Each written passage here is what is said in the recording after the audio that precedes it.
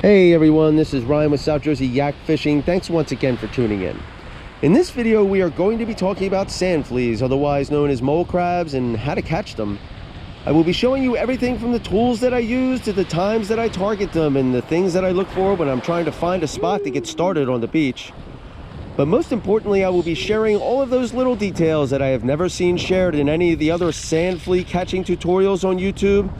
I will also be including some additional clips of some interesting things that I managed to get on camera while catching these guys towards the end, and a whole bunch of tips and tricks throughout the entire video, so stay tuned for all of that. But yeah, let's get started. Okay, so we're going to pause the video real quick right here, because we are already looking at the first tool that I like to have with me when I go to catch sand fleas at the beach, and that's a sand flea rake. Basically, it's just an aluminum cage that's used for sifting the sand fleas out of the sand, and it's attached to a long handle so you don't have to bend all the way down to the water to catch your bait. It is a bit of an investment, but it's well worth it in my opinion, as it really helps to save a lot of time. You can, however, choose to use your bare hands instead. As I said, it'll take more time and it does involve a lot more bending down. The second must-have is a bucket, and I always bring two. I usually bring two 5-gallon buckets, one with holes drilled in the bottom and one without. I will be explaining the reason for the holes a little bit later on in the video, but now that we have all the proper tools, I'm going to share with you how I catch the sand fleas and the things I look for in order to find them. Right now we're at the beach. If you look right in front of me, we got some pretty flat land. Usually what I'm looking for is something's got a little bit of an incline to it, just so that it looks like it's sloped a little bit, and I see an area right down there. So that's where I'm going to start. I don't know how well you can see this on film, but there is definitely a nice little incline to this part of the beach right here. And I mean, there's several different ways I try to find them. If I can see little bumps or contours underneath the sand, it's kind of glistening in the sunlight, I'm going right there, because that's usually an indication they're just under the surface of the sand. In this case, I don't see any of those. So I'm gonna head right back here. When this water's receding and meets the next wave of water coming in, there's usually a little shelf of soft sand, and that's where I start looking. Right up here, right where this all meets. This is my spot. I got soft sand underneath me, a lot of seashells too, so it's going to be a mess to sort through, but there should definitely be some laying right in here. So as soon as this water starts to recede back out, we're going to stick our sand rake in there and see what we can come up with. All right, so soft sand is kind of important so that you can get your sand flea rake down deep enough to get the fleas. If you're standing on hard sand, a lot of times you just end up decapitating them all.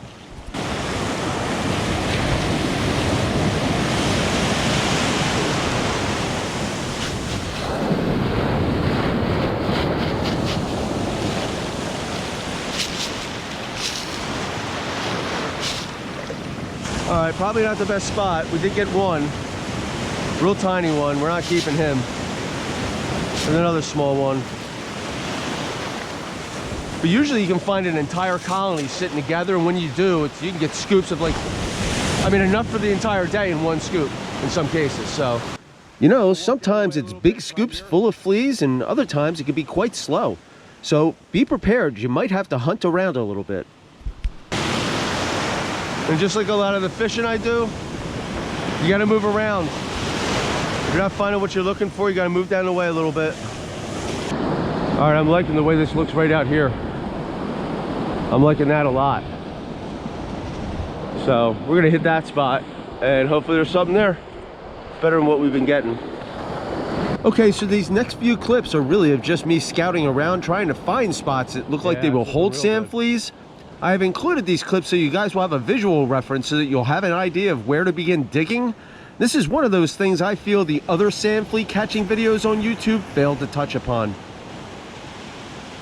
So when you're approaching a spot that you've scouted out and you're about to start digging, make sure that you tread lightly. Sand fleas can feel the vibrations created by your feet, and creating too much disturbance will cause them to burrow down deeper when they sense danger. Also, for that same reason, it's best to target times when there's not a lot of other people on the beach.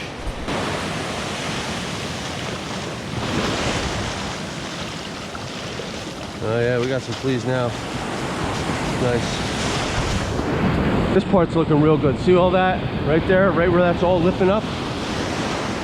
We're gonna drop our rake right behind that lip.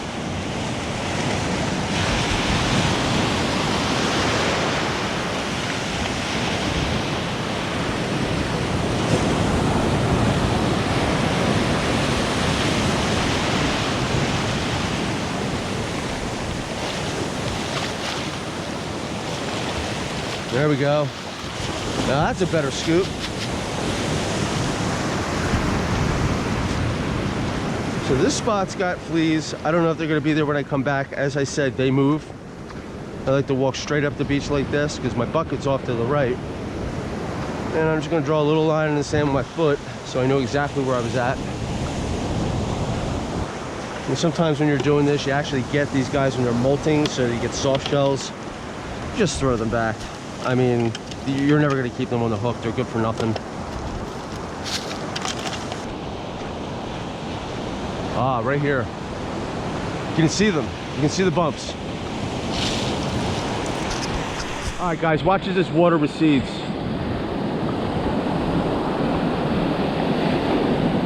You can see these little bumps here. There's sand fleas underneath this water, or underneath this sand.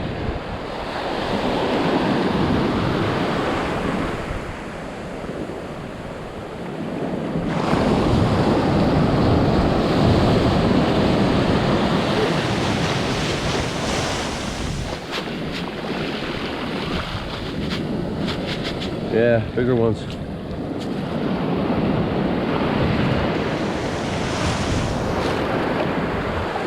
I mean, I've got the rake because I like to come down here, get a couple of scoops and go home. I only need enough bait for one day. If you're down here surf fishing, you can catch them by hand. You need one or two at a time, throw them out on the rods. So yeah, you can catch them by hand if that's your preferred method. And I have a secret tip on how to find and catch the biggest ones you could possibly get. And it's really easy. I'll share that with you in a bit, but first I want to show you how productive this sand flea rake can be on a good day.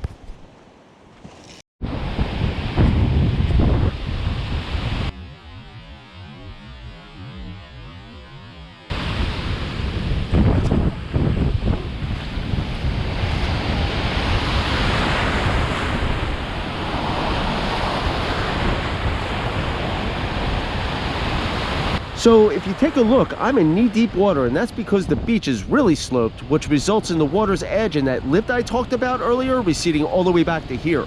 This would otherwise be known as a rip current. These next few scoops right here are what I refer to as championship-size scoops.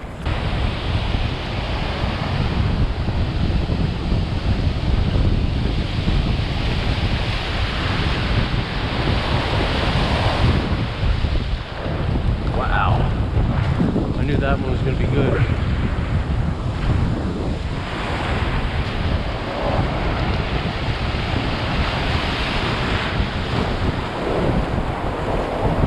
Holy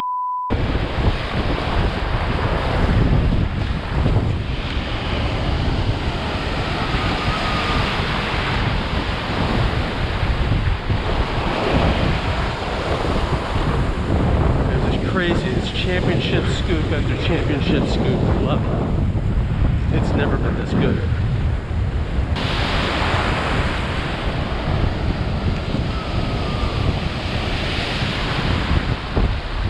Holy yeah, that's pretty crazy. Generally speaking, it's not that easy. I mean, sometimes you get lucky, but usually I have to work a lot harder for it.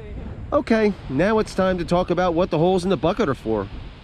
Alright, so the reason for the holes in the bucket, well, it's quite simple really. It's for rinsing.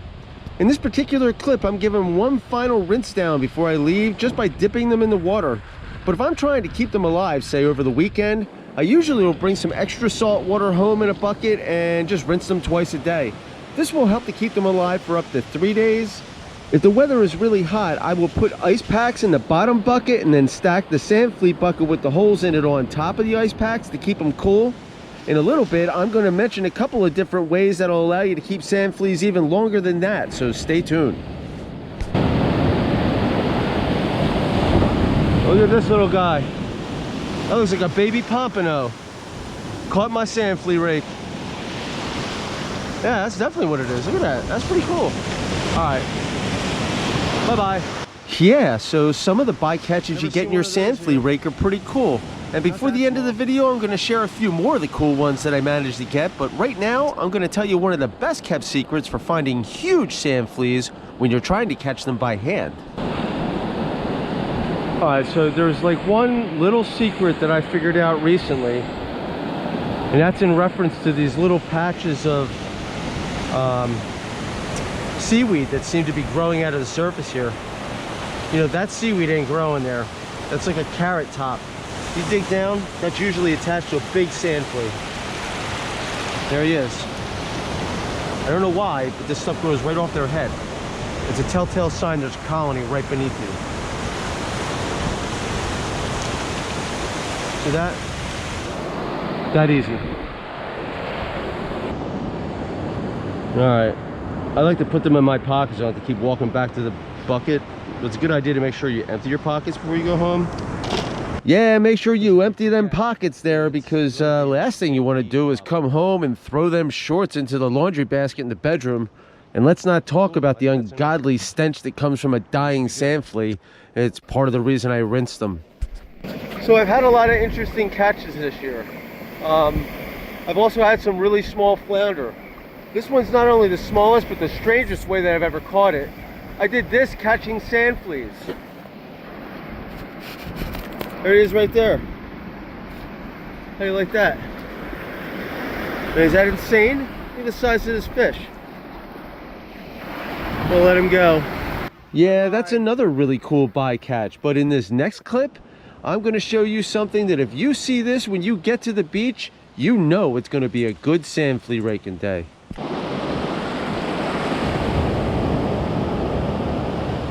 see them all running. See them all. This is pretty cool. On a super clean day, sometimes you can actually see them moving with the tide. Usually the water's so dirty you can't see them, and you just kind of wonder whether or not they're there before you dump your rake in. But we know they're there because we can see them. And in this case, I just swiped my rake in there. I didn't even dig into the sand and I caught some. Okay, so we still have to talk about how to keep the sand fleas for a little longer, but before that, just a couple of small warnings. See this crab? This is a calico crab, or otherwise known as a lady crab. These little crabs are pretty cool. That is, so long as they don't bite you. Most of the crabs I handle don't hurt when they bite, but these claws, they're sharp. So probably best to keep your fingers away from them. And speaking of other crab species, if you go sand fleeing at night, which can be just as productive as it is during the day, you may run into some of these guys. This is a ghost crab. Very cool to see up close, but also a protected species, so observe them, but try not to disturb them. This brings me to the next warning, something else you could encounter at the beach at night, and that's coyotes. Yeah, you heard that right. Coyotes in New Jersey. It was the freakiest freaking thing I ever seen in my life. Glowing eyes. He wasn't big. And while we're on the subject, let me just tell you right now, there is nothing creepier than being out there in the pitch black dark and seeing a pair of glowing yellow eyes running at you from across the beach. It's something out of a classic horror flick, but yeah, just be prepared for that. Okay, so let's talk a little bit about keeping these fleas around a little longer than 2 or 3 days. So the longest I think you can keep these sand fleas alive for is about 5 days. And in order to accomplish this, I suggest you do what I see a lot of the bait shops do, and that's lay them out on a cardboard tray lined with some newspaper, and after that, you stick them in the fridge. The colder temperatures will slow their metabolism and allow them to survive a little longer. It does help to keep rinsing them as well. The other options include freezing the fleas, and I've tried 2 different methods, and we're going to talk about both of them right now. One of the methods is to blanch them and then freeze them. And I have done this, and basically it just involves boiling some water and then taking it off the flame and dumping your fleas in the boiled water for about 40 seconds. They'll turn a little bit orange, and then after that you strain them and throw them in cold water to stop the cooking process. Once you've done that, you restrain them again, pat them dry, bag them up, and throw them in the freezer. But that's an awful lot of work to accomplish that task, and I found just straight freezing them works too. So I just lay them out in a plastic tray with some paper towels lining the bottom. I pat them dry, throw them in the freezer, pull them out in a couple hours, and bag them up. It's a lot less work, and it works just as well. And there you have it, all bagged up and ready to go for the wintertime, and early next spring for that matter. All right, so the only thing I think I haven't covered in this video is the best time to target these guys. I mean, I had to save something for the very end, right? So generally speaking, the best time to target these guys is a falling tide. But of the 6 hours of the falling tide, I have found that hour 4 and hour 5 seem to be the best, or more productive. You can catch them at other times too, and I've caught them in the 2nd and 3rd hour of a rising tide. You just want to avoid the hours around slack. That always seems to be the worst. Okay, I think I've covered just about everything that you would need to know about catching sand fleas.